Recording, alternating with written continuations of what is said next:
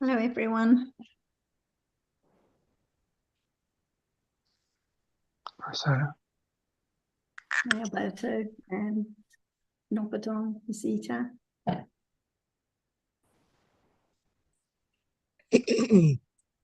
Are you here, Ajahn? ค่ะสวัสดีค่ะ everyone Sawadika, everyone. สวัสดีครับอาจารย์ครับ สวัสดีครับท่านอาจารย์สวัสดีครับ สวัสดีครับอาจารย์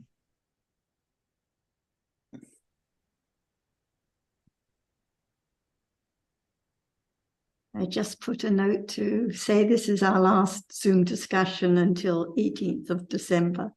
So we wish Ajahn and everyone a good trip to India, and For you sure. will be away as well.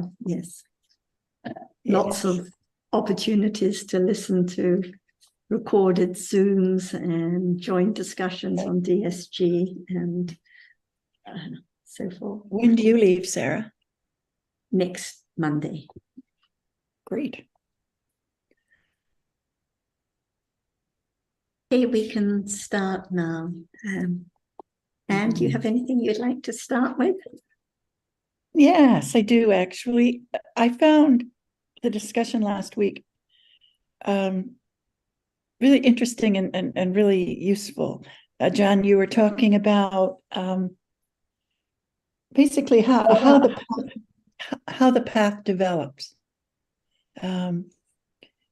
slowly and gradually through listening and considering and emphasizing that. And I think I found this quite to be reminded so frequently that it's there now. There is seeing, and we don't know that there is seeing, and we don't know the object, but it's there. And with study and reflection and attention, to the extent that there are conditions for that now, wise attention, the understanding of what's there can grow very, very slowly. Ajahn, are you able to, can you talk about that a bit more, please? I found it really helpful. yeah it's just like now, isn't it? But we don't know what are there right now. As you said, the citta and the cetasika, the manasikara and other things, they're all there now, but each one is not known as it is yet, because no understanding of that which appears at all, as whether it's something or whether it's just that which is seen. Only this, it keeps on developing on and on and on very gradually. No one can do anything. It's the way Dhammas work, Citta and Cetasika.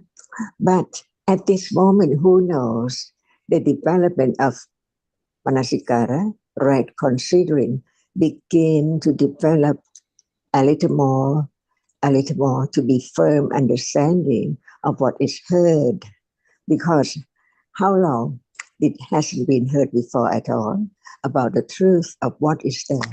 So no way at all just to understand the way it is, that which has been accumulated of ignorance, attachment, and all other kinds of cetasikas are there right now, but nothing appears as it is, because no hearing, no considering about that which is now appearing is not strong enough. It's not very frequently as it should be from life to life.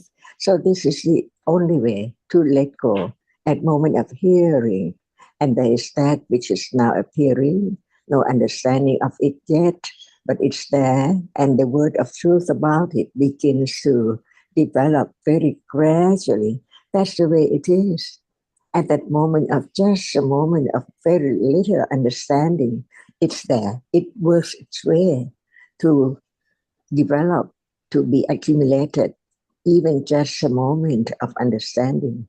Otherwise, there cannot be any moment of understanding, little more, a little more, a little more. That's why understanding what is meant by parami, kanti parami, see, in order to let go the self or something which is there appearing to be known as its truth. It's just a reality that is seen, and that the seeing is there, unknown. That's why hearing again and again, this is the way to have less attachment or expectation for such and such moment of understanding clearly to arise at all. No other way. The way it is doubt, is there appearing, but not understanding of that very moment at all, as even that is not self. It's a reality. That's why the understanding of the anatterness of everything has to be the goal or the result of the development of understanding just right now. How will it be to realize the truth as it is, only one reality at a time?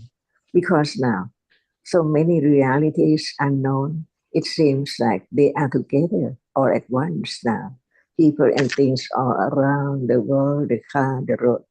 See, that's why just understanding the absolute truth or the ultimate truth of what is there, it does not appear as it is.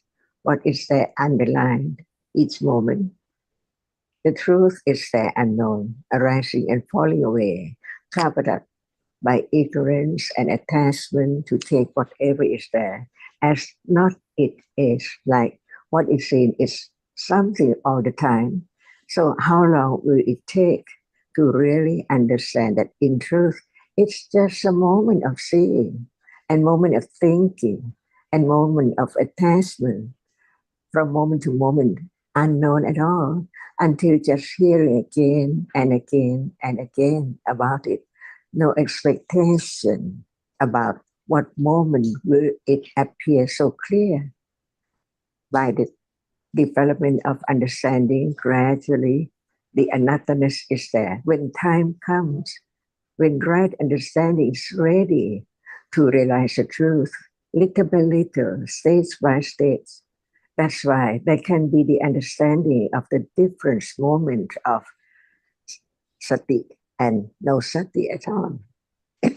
And it's not just the word, because now, when there is the understanding, what is there? See, unknown. Until we hear about it, what is there? It has to be such cetasikas performing that function from moment to moment together with that which is the chief of experiencing unknown, little by little. And this is the only way. The very subtle development of right understanding as the path leading very gradually to understand the truth of what is there. Because now it appears as though we are talking about it as something all the time, as I'm thinking unknowingly, but it's there, I, all the time. So very subtle. That's why only right understanding can let go the subtle attachment to be known gradually, little by little. That's why right understanding is right understanding itself. When it's there, it appears, it begins to develop.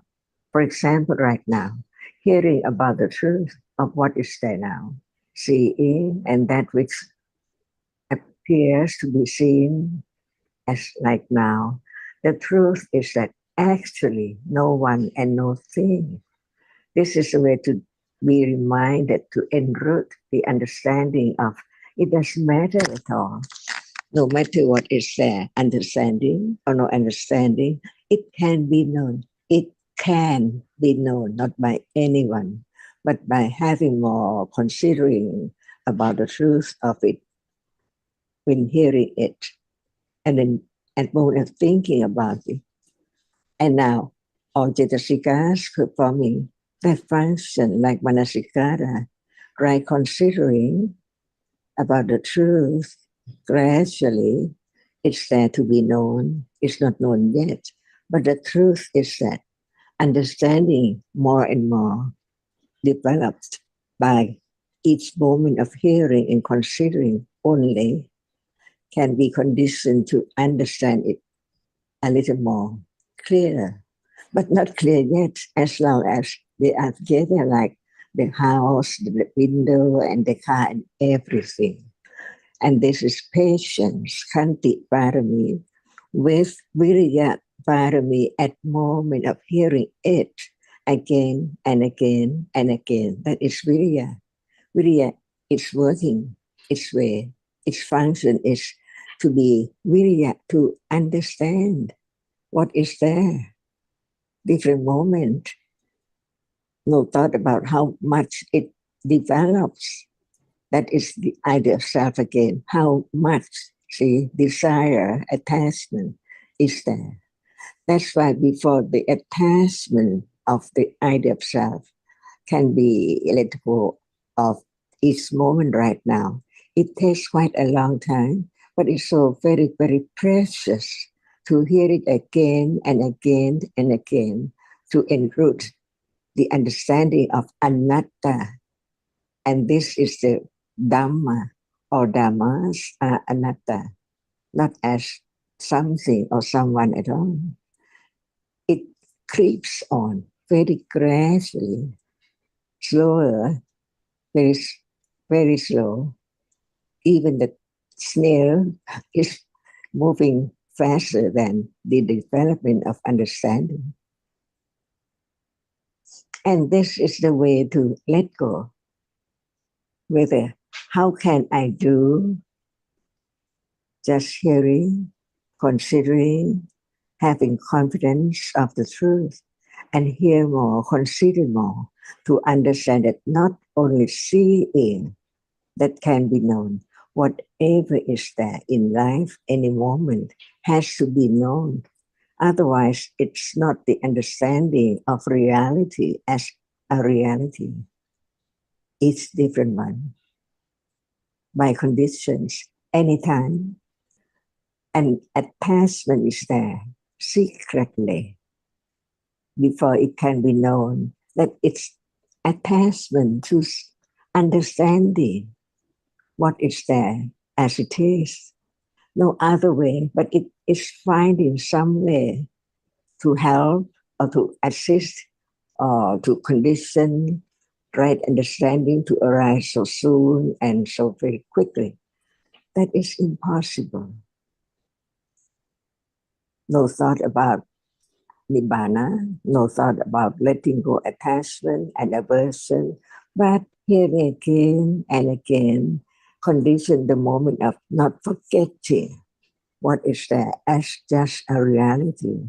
Because in a day, it shows up how much ignorance and attachment to what is there just in a moment. So very quickly, all day.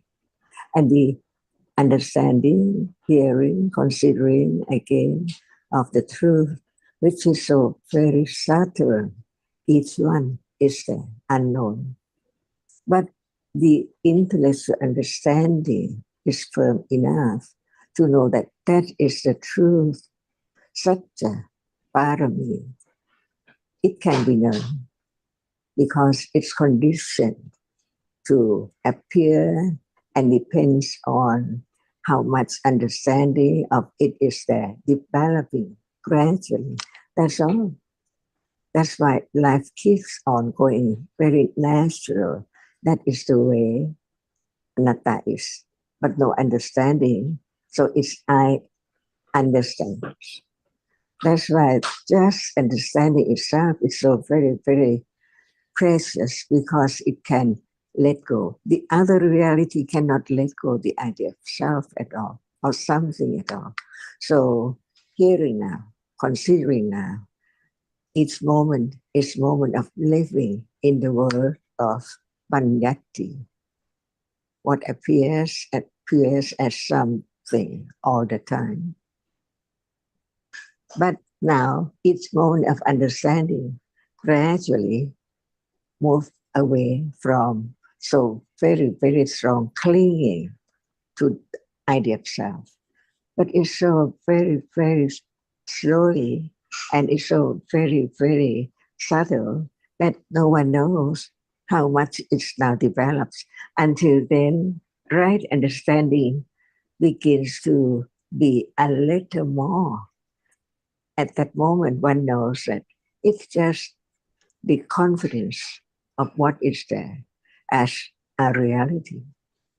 Until then, that's all. Can there be other way?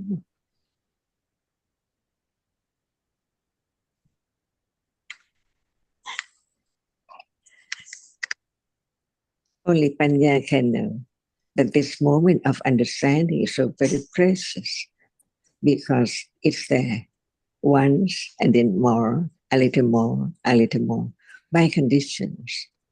It can arise any moment by conditions, even at moment of laughing, see, enjoying, thinking, attachment, see, right understanding can develop by conditions. I think that's very helpful, Ajahn, and I'm sure Anne appreciates it. And the message I get from what you're saying is the unutterness of understanding, if and when it does arise, that it arises by conditions, and not because there is any effort to have understanding. And I think that includes also there's not the idea of wanting to unpick the present moment or to see the people and things as just visible object or any of that kind of idea, because that's all part of the wishing and trying to have awareness. And it's just the natural arising of understanding, which understands something about the present moment, reality, whatever that may be. It may be nothing to do with what one is focusing on at that moment. Maybe something completely aside from where one's attention is in terms of the conventional ideas, paying attention to what's going on. There's just no way of knowing, and the difficulty is actually getting the idea of having awareness and understanding out of the picture, because that's really not a helpful part of the conditions for the arising of awareness and understanding. So sometimes it can be just one is maybe just reflecting on some point of Dhamma in a theoretical way, that suddenly there is a connection made between that point of Dhamma and something about the present moment, quite in an unprompted kind of way, intuitively. And that's the sort of natural arising of understanding that I believe is what develops often unknowingly over time, once one is able to hear the correct description of the reality of the present moment, and there are conditions to consider it in an unconscious, subconscious sort of way, without any thought of it leading to moments of awareness. Thanks for raising the question, Anne.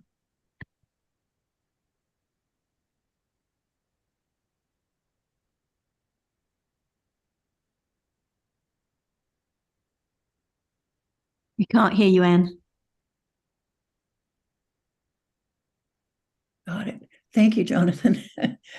that's a wonderful supplement to Ajahn's response. One thing that struck me is you said something about one thinks about, or there can be wishes about, or the whole idea about having awareness and understanding. And there's the misconception there is huge, because there's nothing, we cannot do anything to have awareness or understanding, and there's no one who has it. But just hearing that expression helped me to well, it just doesn't make a lot of sense to think about having awareness and understanding. It's very much wishing for something, the expectation, the not letting go. But your whole response. It's almost impossible to study the Dhamma without it being a condition for wishing to have awareness and understanding. Exactly. And yet that is not the reason for studying the Dhamma. That's, yes. I think this is why it helps that, as Ajahn often mentions, that the understanding develops unknowingly. And it's only over a period of time that it can be appreciated that there must have been some development of understanding, not because it's obvious there's so much awareness now and not before, but because one's perception of the world has undergone a subtle change, not because one has talked oneself into seeing anything differently, but because the understanding has been developing slowly, incrementally, that it brings about that change that can only be appreciated over a period of time. Yeah, I think that's so. It's one's. You're right. Perception of the world and how it works, and when listening to the Dhamma, different, maybe a change in the level of interest, a change in the focus. Yeah, it's the knife, isn't it? The adze handle. And the other thing I think we come to realize is it's not so much the seeing of people and things that is, we come to realize that yes, it's not so much the seeing of people and things that needs to be broken down or picked apart, because even the enlightened being also thinks in terms of people and things, but it's the underlying understanding of what is real in the absolute sense and what is not. Yeah, that's the only difference. So I know one hears it from, say, newbies, that they think that using the term I or me indicates a wrong view of self. Of course it doesn't, because that's just normal way of communicating. Right. You couldn't communicate without personal pronouns, but it's and the same with our perception of the world as being a world of solid objects, and people as things that are alive. But it's the underlying understanding, and that's why it always has to begin not with cancelling the way we see the world now, but beginning from seeing the underlying realities as they truly are. Yeah. Underlying, good word to use with that. Yeah. Thank you. That was great.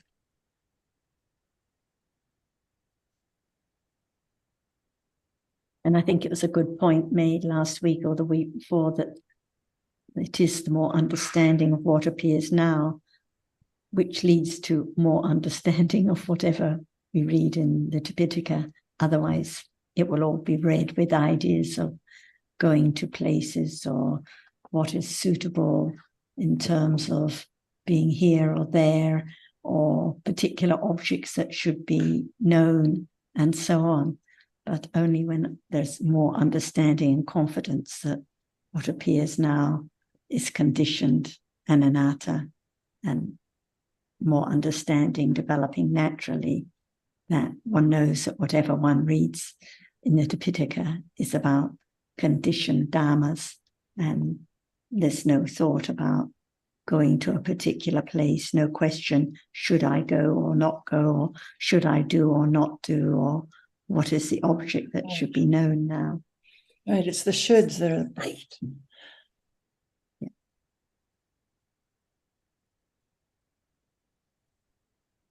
So we don't have to ask anyone, is this right, or is this the object, or should I go to the quiet place, or should I go to India, or do this or that, because more confidence that what is true, what appears is right now, here and now, to be understood when there are conditions, that nothing to be done at all, but without a lot of hearing, considering, wise reflection, and so on.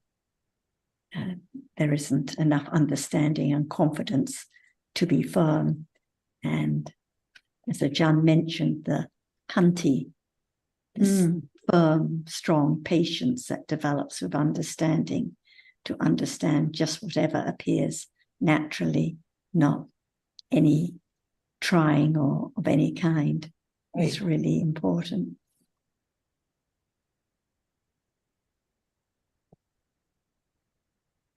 And you've mentioned, and Ajahn has as well, in connection with the patient's confidence. Right. They go together. Without the confidence in what is true, there isn't the patience to develop the path. So that's why all these paramis develop together. Without understanding, no confidence in what is right. Without confidence and understanding, no patience in understanding what appears just very gradually. Mm-hmm. Always without that understanding and confidence, is always looking for shortcuts or thinking I should do something more or should go somewhere. So it's really important.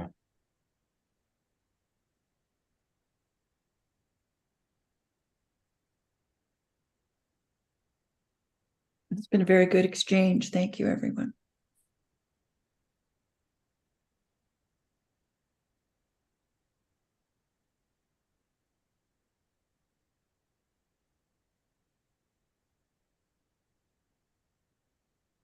I have a comment to make. I was answering a post on DSG this morning, and it then occurred to me that, like it's on anicca, dukkha, anatta. And I thought the last two of those probably can't be known until there's understanding that realizes the impermanence of realities. Would that be a correct thing to surmise?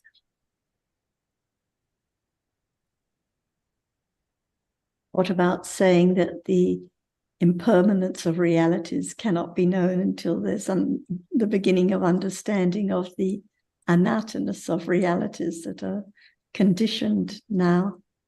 If there's no understanding of the characteristic of seeing, for example, the reality that arises by its conditions and sees, and is not anything or anyone, but it's anatta, how can there be the understanding of the arising and falling away of seeing?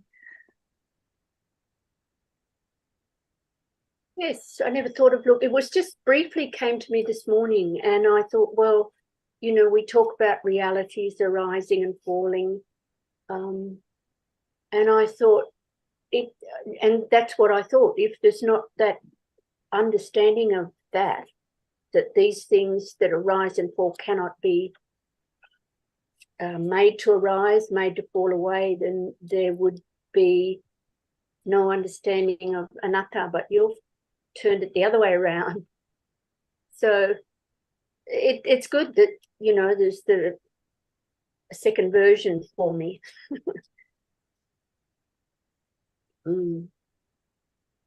For example, how can there be the understanding of nama and rupa, or the first stage of insight, nama rupa pariccheda jnana, the clear understanding of the distinction between namas and rupas appearing as dhammas, without an understanding that they're not anyone's, they're not anything, they're just different elements, different realities. And without understanding those realities, how can there be the higher stage of insight which not just thinks about, oh, everything is impermanent in life, but actually understands the arising and falling away of those realities? Because often people think that they understand the impermanence of realities, but often they don't even understand what the realities are. So it's just a conventional idea about understanding that nothing lasts, everything falls away, but it's not actually the understanding of the impermanence of realities. And like you say, if there's no understanding of the impermanence of realities, how can there be the understanding of the unsatisfactoriness of them? But let's see if Ajahn has more she would like to add.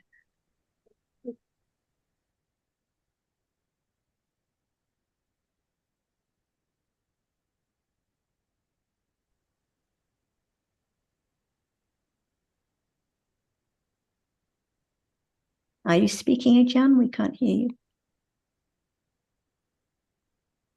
Sorry, I forgot. Because you see that the idea about it is right idea.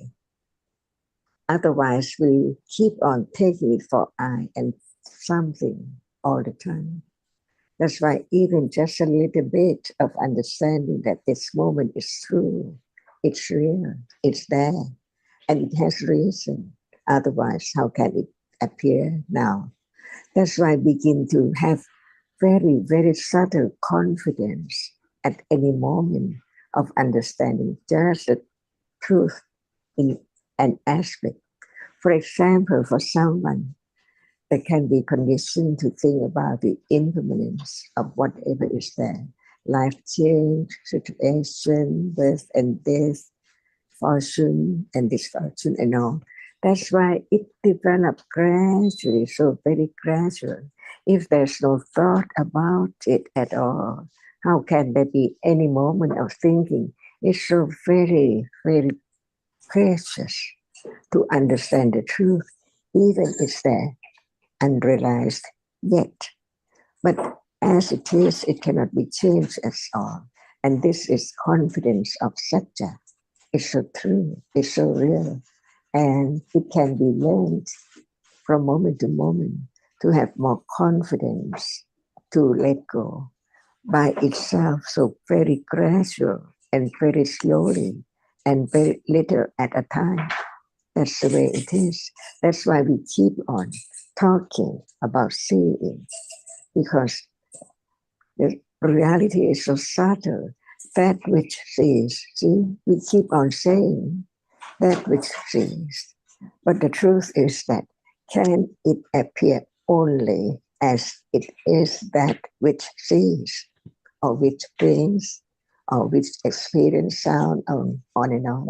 Whatever is like or attached, there must be the experiencing of that object, which is the object of attachment. But it's not known at all that even right now or any time in life, it's there. But the idea, attachment, and so on keep on arising and hinder and blind the truth of this moment, as without that which we use the term nama, citta, that which is the chief of experiencing, how long will it take to be object of understanding only, no other thing else at that moment, to be sure, to be confident of the truth that is what we say, no shape, no form, no like or dislike. It's only that which is there. The object of it does not appear, but the reality which nothing, only that which experience the object is there. And this is the way, the very gradual moment of developing understanding of that which is now seeing or hearing or thinking, whatever in life appears, it's there all the time. Experience is that. That's why nothing can be conditioned for further understanding or deeper understanding without hearing, considering at moment when there is hearing, that's all. So very subtle, because ignorance always follows what is there, and attachment is there too, unknowingly, that it's there as something, and who I think about it, or I see it, or I like it, or I hate it, and so on. That's why I keep on hearing, learning, reading about what Buddha said, more careful to have deeper understanding of the truth. And that is the only way to dig up what is that so deep to be known as it is, little by little, right now. Only this moment. It's real, it's true, and it's gone unknowingly. That's why we learn about what is there from moment to moment. What is there at moment of seeing? Even seeing is there. No clear understanding of that which sees yet, but it develops by different manners, different words about it, by way of ayatana or by way of tattoo and so on. And they condition a little letting go the idea of self at moment of understanding according to the level of understanding. Now, level of intellectual understanding, no doubt about it. But doubt is there because it does not appear as it is. So even the right understanding of the truth of it is there, but it's not clear enough to let go the idea of self.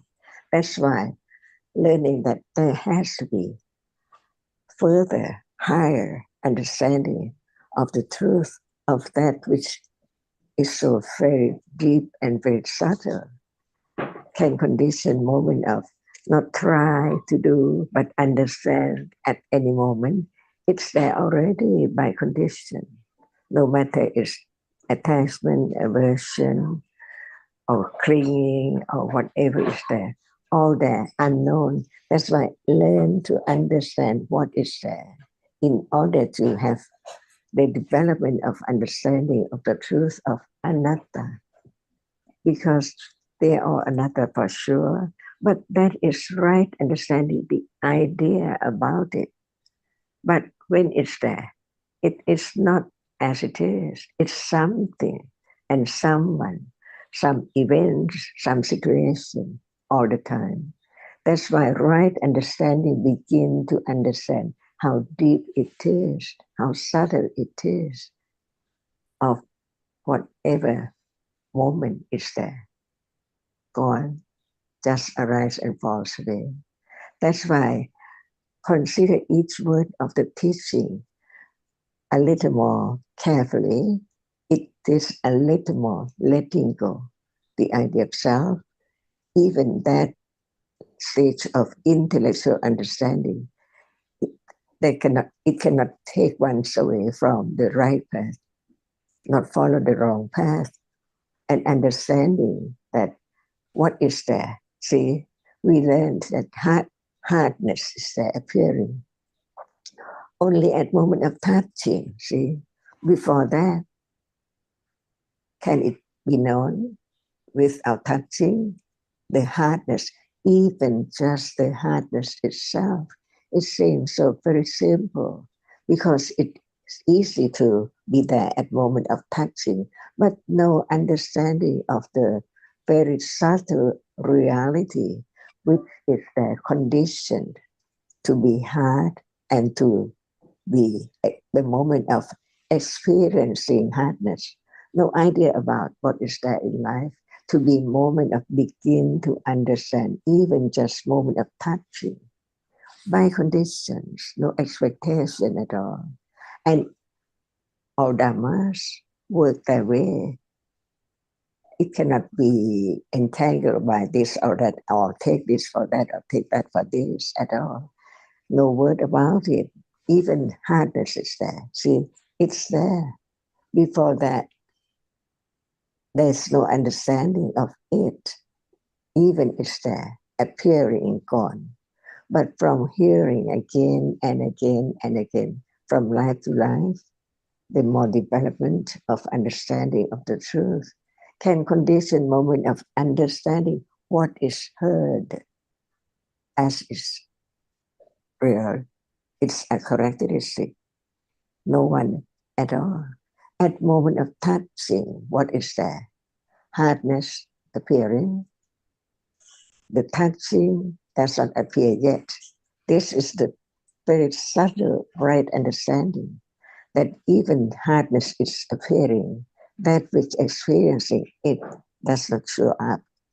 It's not known yet, but it's there. So the idea of it's there must be the reality which arises and experiences the object. But when the object of it does not appear, the reality which experiences is there. But the arising and falling away of each moment of experiencing does not show up yet. Until a little more letting go, understanding whatever is there, as Buddha said about different realities, not just one reality. Otherwise, they cannot be letting go the other realities when they appear. That's why just listen, understanding the truth. And without this level of understanding intellectually, there cannot be the further understanding of direct reality, which is there as the object right now. And this moment is moment of letting go the idea of self, stage by stage. See, unknown until what appears with panya together at that moment shows up how much understanding. At this moment of touching, hardness is there. Is there sati, or it's just that which is hard? That which is hard is not known as it is a reality at that very moment. That's why just keep on listening, considering the way it is to understand unnothingness of whatever is there. No one and no thing, because it's so very, very short, just arise and falls away instantly. Before they can be letting go the idea of self stage by stage. That's all. From life to realize the truth one day, when panya is ready to understand it, because of hearing and considering, no matter at what moment, they are there, conditioned gradually from moment to moment. Right now, so no disturbance, because that's the way it is. And as hearing can be at any moment by conditions, so right understanding of that which we have heard before, which hasn't appeared yet, as it is, when time comes, it's there, just like the moment of hearing is there unexpectedly. The moment of understanding, stage by stage, is there by conditions, known when it's there. Because there must be conditions for whatever arises. So the understanding of different stages has to be by conditions too. Like hearing now, it's time to hear. Many conditions for such moment of hearing. what kind of karma and so on, and other conditions, they are all there. So learn to let go, to understand conditions, to understand the characteristic, to understand what condition what, and they are different realities. And the main difference is that which experiences and that which cannot experience.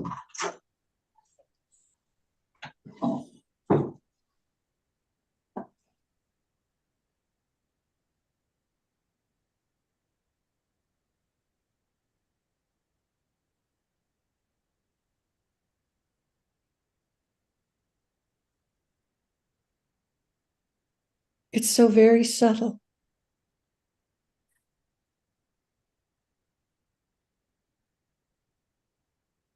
More subtle than we can even imagine, I think.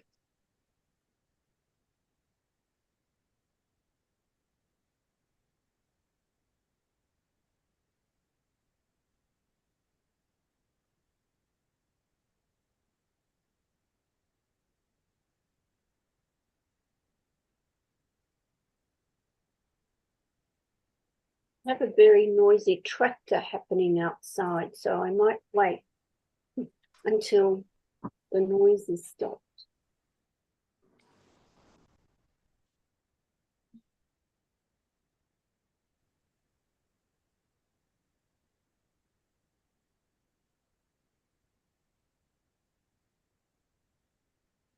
So back to what you were saying, Ajahn, because my comment earlier was that if there's no seeing the impermanence, there'd be no knowing the other two, the unsatisfactoriness and the anatta-ness of realities. However, Sarah pointed out that it's more likely to be known that there's no self in these realities rather than the impermanence, because even if some sort of impermanence is noted, there's still a self. Yes, I'm a bit confused about it. So what would you say, Ajahn? About what again, please? Well, with anicca, dukkha, and anatta, my thoughts this morning were that, and I guess it depends on people's accumulations, but that unless the impermanence of realities is known, then there's no knowing that it's unsatisfactory and that there's no self in it. And that is thinking about it. Sorry. It's just thinking about it. Yes. Even anicca or dukkha or anatta. Only just a thought about it. Right. That's right. Without understanding the reality, which is no self at all, like seeing right now. The truth is that seeing sees, is that right? In order to let go the idea of I see, it begins to understand that that is a reality which is not known, just heard about it. It sees, but the it, not that which is seen, does not appear to be known. But hearing more about from birth, the moment of birth, it has to be the reality which experiences an object. Otherwise, it's not life, no life at all. When there are only the reality which is hard or soft or smell and so on. That's why it's quite different from that which appears. It does not appear because no understanding of that which is there. Otherwise, whatever is there appearing cannot appear at all.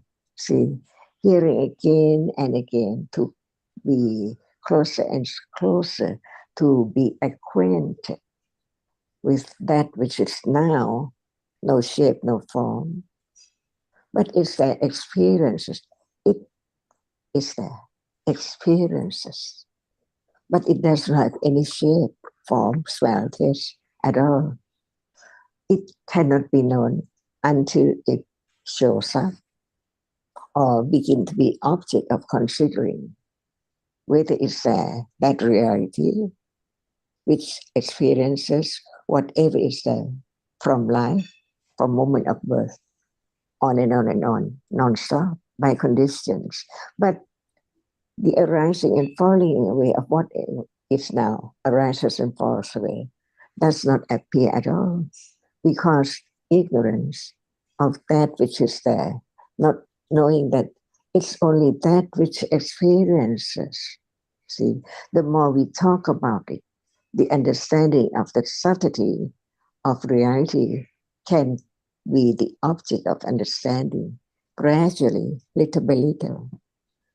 Otherwise, we just talk about story, situation, event, and so on in one's life. No understanding of the truth of what is there, which is so true. Without that reality, like the tree, the flower, the earth, and so on, nothing appeared to them at all, because no reality which experiences that object. That's why even the word like that which arises and experiences an object has to be so firm that it's there. The chief is that which experiences, see, unknowingly all day, all the time. But when we talk about it a little more, it develops the understanding of it's there, sees, it's there, hears, any moment it's there, arising and falling away. Sometimes the object of that which arises and experiences is not known, because it's not that which is seen or heard or smelled and so on. That's why there are only 6 doorways. See, we keep on talking about each doorway, 6 doorways, to understand the difference between moment when the object is not through any doorway and the moment when it's there through the idol appears as just now seen, and the idol, different ones, all day in one's life. So it depends on the moment of hearing, considering, and understanding the truth. Very gradually develops, so very slowly, against the current of attachment and ignorance. Of what is that? Ignorance cannot understand it. It's there from moment to moment with attachment or aversion, different reality arising together by different conditions and gone, never to arise again. And this understanding itself, letting go, ignorance and attachment, so very, very gradually, little by little, stage by stage. So it depends on understanding, to understand the truth, whether it's clear understanding or it's what level of understanding. Is it true? That's all. And Zita, on the 3 characteristics that you asked about, well, in many suttas they are mentioned without distinction as to which is of one over the other, just that there are 3 characteristics, and anicca, dukkha, anatta, and that's it. Of course, there are suttas that deal with the individual characteristic, with one of those 3 characteristics to the exclusion of the others, like anatta, for example, and also anicca and dukkha have their own suttas that refer to them alone. And of course, in the 4 Noble Truths, there is mention of dukkha, but not mention of anicca or anatta. So I'm just trying to explain that in terms of the Buddha's emphasis, if you like, I don't think he emphasizes the importance of any one characteristic over the other two. And I think that if we attempt to prioritize or give different weight to the characteristics, then it can be a subtle form of selecting, if you like, one over the others as being more worthy of being known about, if you like. So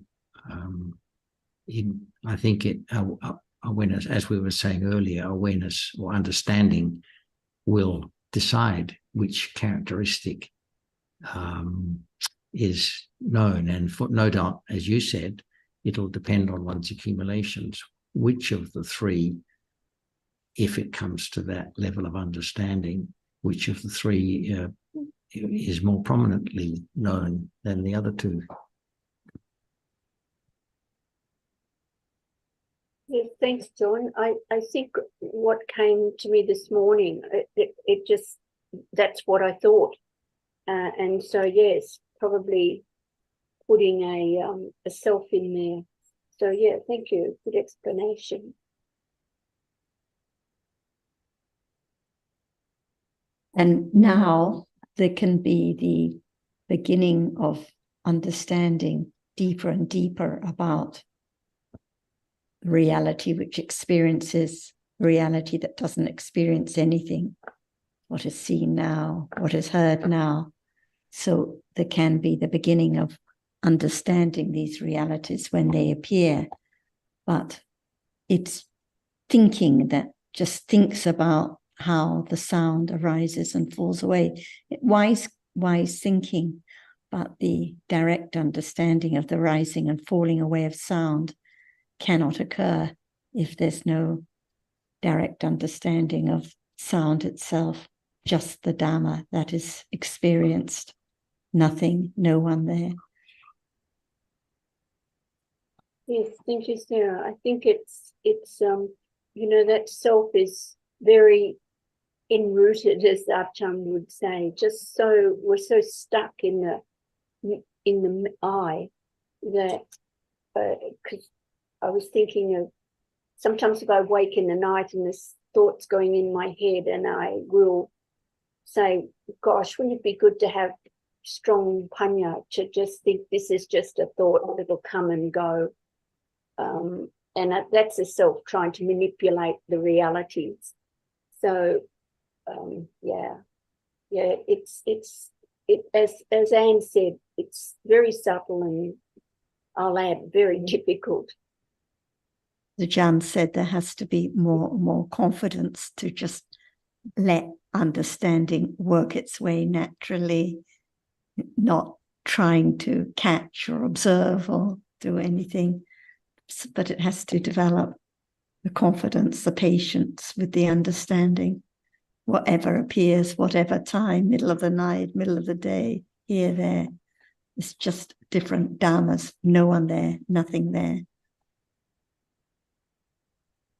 It's a bit like, when you're a student and you have to keep focusing on the subject that you're learning, or to be enveloped in it. I'm aware that I'm using, me studying, but I firmly believe, I think that the more we hear about the realities and the way it works, the more there's intellectual understanding sometimes. And it depends what is meant by hearing too, because again, it can be a trap. People may think the more they listen to the Zoom discussions or the more they read the text, the more understanding there will be. But the hearing is the understanding at this moment, the understanding based on what has been heard or what has been read. So it's not a matter of how long or doing or not doing, but it comes back to the understanding here and now. Otherwise, it's I doing something again. So yes, very subtle. And yeah, very much focused on, well, emphasis is on understanding, which doesn't belong to anybody. And understanding develops at its own pace.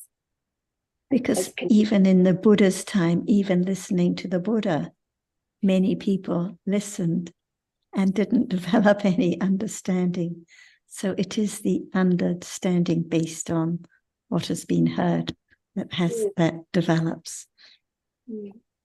Yeah, thank you. Much appreciated. Lots of good points today.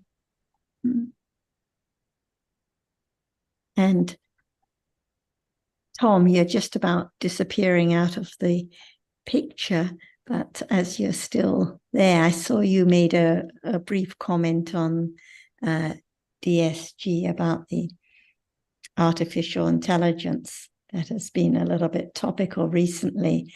And on this, in the Saturday discussion, there was quite a lot of discussion on the topic. And in the end, it just boils down to, it's just thinking now. So whether it's a bit like when we talked about fear, it's just thinking about this or that scenario, living in the forest alone or not alone or death or whatever it is. It's just thinking with fear. And it's the same with artificial intelligence, whatever one's ideas about the good or the bad, or the same with thinking about the war. The truth is just the thinking at this very moment, thinking with attachment, thinking with non-attachment, thinking this way or that way. But it's so easy to get carried away with the story, and one may think, well, because it's relevant to the Dhamma or spreading of the Dhamma, then it has value, but it always comes back to this moment. Do you have any comments, Tom? No. A is for artificial. People just taking it too seriously. You know, we get lots of information. We have to, you know, check it with reality.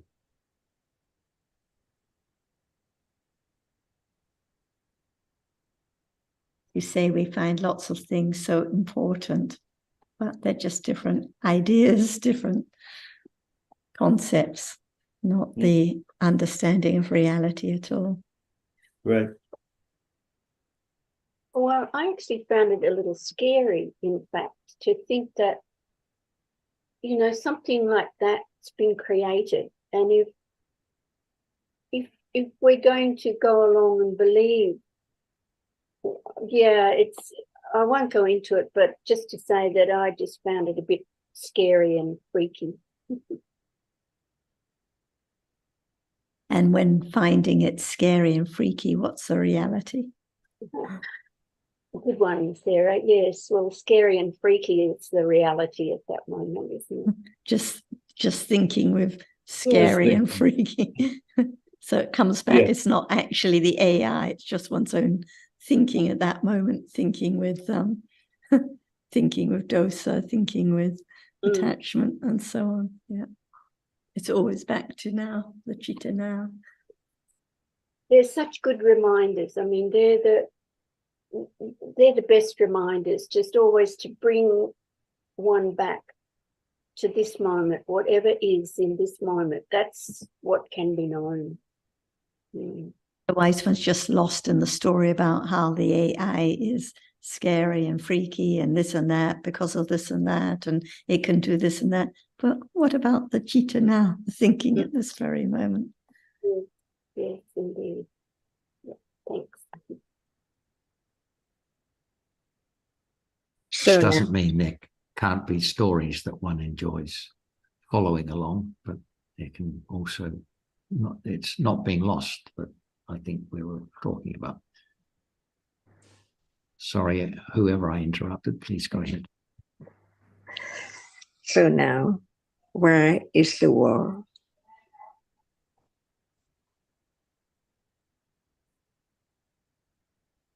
Is there war? Where is the war? Only in one's thinking for a moment and then no more. So what is the absolute truth, the ultimate truth? Without that which arises and experience and object, can there be the idea of war? And actually, what is there? In truth, can it be known? The truth of it, the moment of thinking about the war. See? So all depends on six doorways, no matter where and when. Heaven or human world. Without that which arises and experience through the six doorways, can there be the idea of war? The object of thinking only. At that moment, what is true? The war is true, or the reality which experiences through the mind or thinking about that and that, this or that all the time. Where's the war? At moment of seeing, hearing, smelling, tasting, touching. So they were full of people, warrior and so on, military, soldier and so on. Only at moment of thinking. Is that right? And if there's no understanding of the ultimate truth at all, the idea of someone, some world, something must be there all the time. Just the moment of experiencing what is there as the object, moment to moment, and then gone. At moment of seeing, where's the war? Where's the soldier? Where's the fight? See, so what is the truth? What is true? What can be known? Not just dreaming about or thinking about the world in the past and at this moment present and what will it be in the future. Only thinking. Is that right? So what should be known? The truth or just the thought? Thinking about whatever that is conditioned to think about it. If there's no thinking about the war, it think about other things instantly right now. What is true? So we learn to understand what is true now as it is. No one at all. That is the ultimate truth.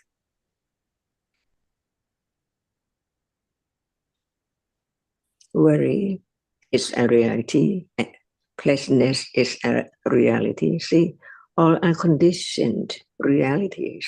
Without conditions, nothing can arise at all. Does a child think about the war, or the toy, or the plaything? By conditions.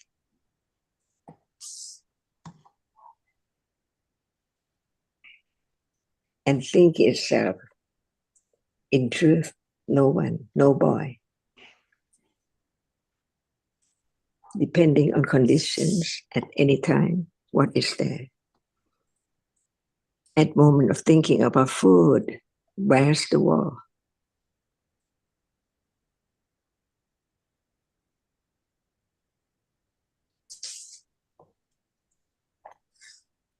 The truth is the truth.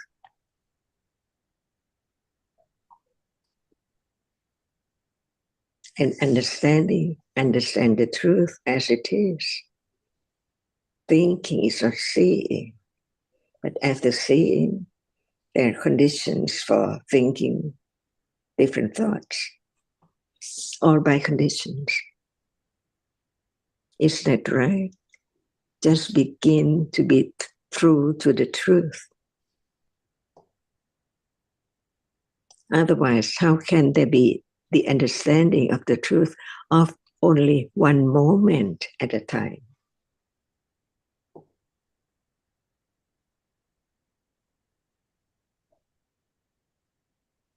The same as where's the wall, where's the cat, see? Exactly the same. Only seeing and thinking.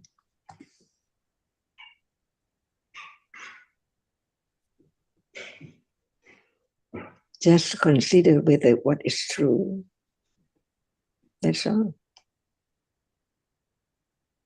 And what is untrue is there only when there is thinking about it.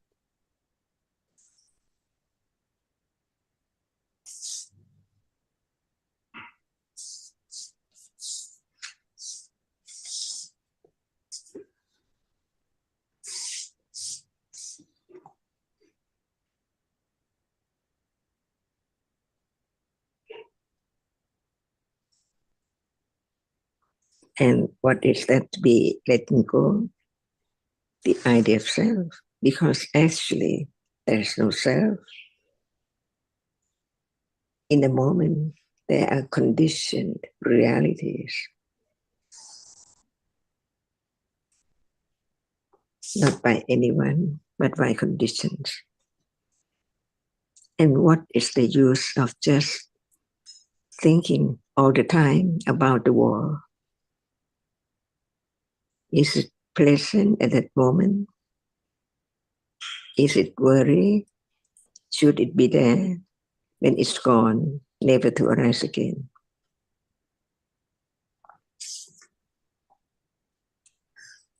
And can anyone stop thinking? Impossible. But thinking is conditioned to.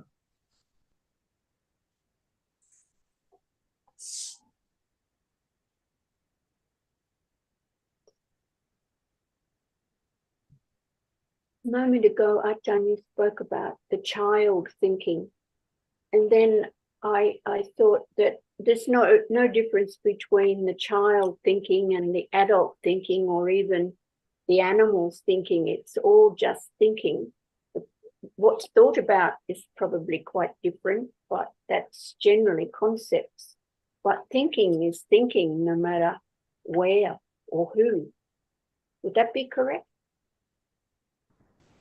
But it's the thought now. It's time to understand.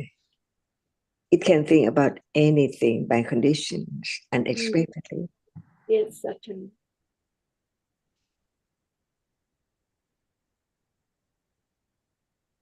Yes, unexpectedly. One never knows what will come into what thinking will think about. If there's no understanding of what is true and what is not true, how can there be the development of understanding of the truth of what is there at any moment by conditions? So we learn to be true to the truth right now and on to understand the truth of what is there by conditions, not by our own idea that I would like to experience this or that, or to think about this or that. Even that is conditioned. See, is it true? Just keep on understanding what is true. The truth cannot be changed. And the absolute truth, the ultimate truth, what is that? Just arise and falls away in split seconds. So how can it be the story of someone or some more? And what is better?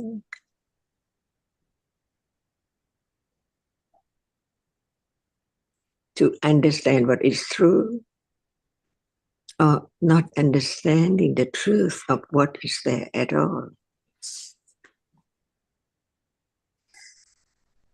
Understanding what is the truth now. Mm-hmm.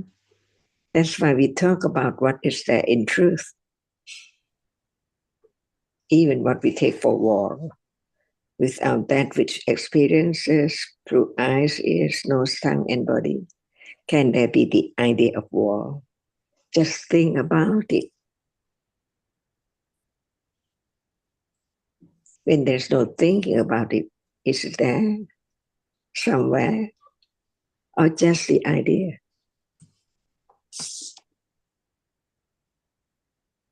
So what is the most useful, beneficial, very precious in life at any moment? Understanding. Of the truth, no one at all. Yes, okay. No one at all. What is, listening to the Zooms and learning about what is useful, what is not. Often I'll find if I'm with some people and the conversation just goes into all that stuff that we've just talked about, wars, governments, all the useless stuff. And then often when I come away, it's like, it's a little bit of a shock. It's like, oh my goodness, look where I went. Look where I went. So it is interesting to see, the way I operate, the I operates. And I can see that it's very deeply embedded and very difficult to get rid of. Only understanding can, as it develops, can know. And that is right understanding, isn't it? No one. No one. Yes, no one. The understanding of the truth. Mm. That's all. Arises and falls away. And seeing again, attachment again, thinking again in our life.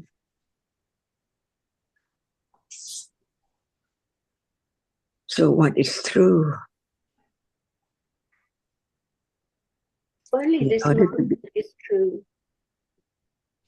In order to be truthful to the truth, see, no one is the truth.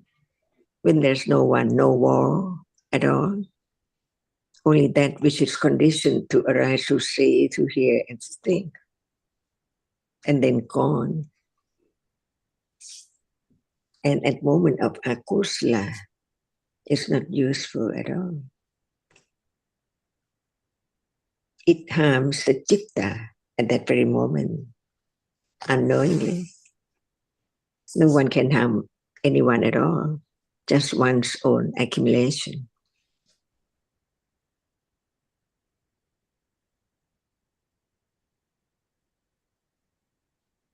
Yes, that's a very good comment. That we harm ourselves when we're talking nonsense or being cross with somebody. It's just harming,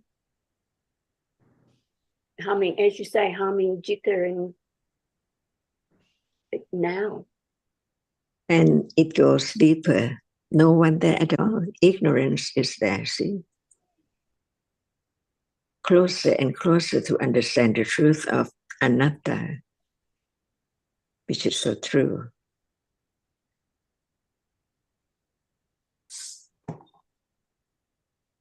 Yeah, sometimes I think these, the Abusala Jeta seekers are so useless, but they can be known. That's the advantage of the Dhamma, that they can be and should be known for what they are. Not me, not myself, not anyone.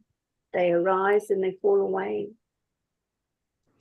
Without understand the truth of what is there, how can there be letting go the idea of self? See, when we learn about sanya, memory, see, it arises with each moment, not at anyone's control at all. by conditions. Life goes on, different manners, different walk of life, by conditions. So, and life is so short. It can be now or any time. So what is the usefulness, the benefit of just having such events in life to be known or to be attached? Of no benefit whatsoever, but they cannot be just got rid of. It really has to be by the development of understanding and the paramis that get eventually eradicate the uselessness of agusala. So understanding is the best of all Sankhara-Dhamma. It Yes. can understand the truth. Yes. And No wishing one can not, stop. Yeah, please consider. and wishing not to think about nonsense, or wishing not to talk about nonsense, or not to have a kusala is just more more clinging, more akusala, not understanding what is conditioned already at that moment, just the way it is. So it's so useless wishing for whatever has arisen to be any different. And if there was talking about nonsense earlier, well, it's all gone anyway. So what about the thinking or the wishing or the being disturbed by it now? So back again to this moment. Occasionally, Sarah, it's a bit of amusement when I reflect on what I've spoken about in a conversation. And yeah, sometimes it's a bit amusing. Oh my goodness, I take something so seriously when it's really just gone and it's unreal, and yeah. So on and on we go. It has to be like that. There has to be thinking about this and that and all kinds of nonsense, as you put it, all by conditions, but just understanding that it is just thinking and is conditioned to be that way, not my thinking, not anyone's thinking, helps a lot. Clinging to these Zoom discussions, because when I found out there's going to be a whole month with no Zoom, it's like, however, yes, because it's really, it's very, very beneficial listening, but there's so much recorded stuff that, in fact, yesterday I had the computer on all day just listening to old recordings, and a lot, thank you to Alberto for your putting them on, and I just download them. So thank you very much, Alberto. It's wonderful.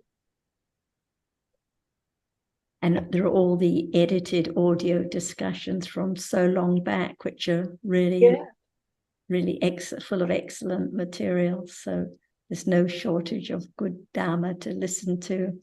And one can help others by sharing what one's finds useful on DSG, and so many opportunities. Yes. Alberto, were you going to say something? Yes, I'm making available all the recordings I can get my hands on. So in India, if there will be any discussion, I will record it and upload it. It's not just going to be all in Hindi. I mean, because there's a lot of Vietnamese people going as well, no? I'm not sure who's going. Apparently there's a lot of people going. I'm not sure. Can't hear you. Yes, there's a group of Vietnamese going. And a large group of Thai people who don't speak Hindi, so there will be a lot of Thai discussion too. So I did- any little thing you can send on to, download and send on Alberto, they'll be really appreciated. Oh, yeah, definitely, yes. Thank Yeah, I'm you. not sure. I think Hang is coming and other Yeah. other Viet. So Dhamma, we should there will be chances Bye. for English discussions as well. Right. I trust John on that. In speaking with Hang a few weeks ago, she thought there were going to be maybe 3 days of English discussions among the 23. So, yeah. And I think just at the very beginning, in Lucknow and at the very beginning, the Vietnamese will just be there for 2 or 3 days apart from Hang, and there will be the discussions. So there will be some discussions at the very beginning in English, and when Alberto is there too. But most of the time they have a large number of Thai. So anyway, Kun Em will also forward me any discussions, and I'm sure it will all be available, all by conditions. There'll be many. Okay, let's it's just about time to finish. Let's see if Ejan would like to say anything before we finish the discussion. Yeah, we'll have time for English discussion in India as well, depending on the program, that's all. But we can have Dhamma discussion in Hindi and in English too, at the same time. Maybe before or after the Hindi discussion. Yeah, I remember last year did the same thing, English and Hindi discussions. Yes. Yes. Sorry, Ajahn, you were Anyway, saying. we wish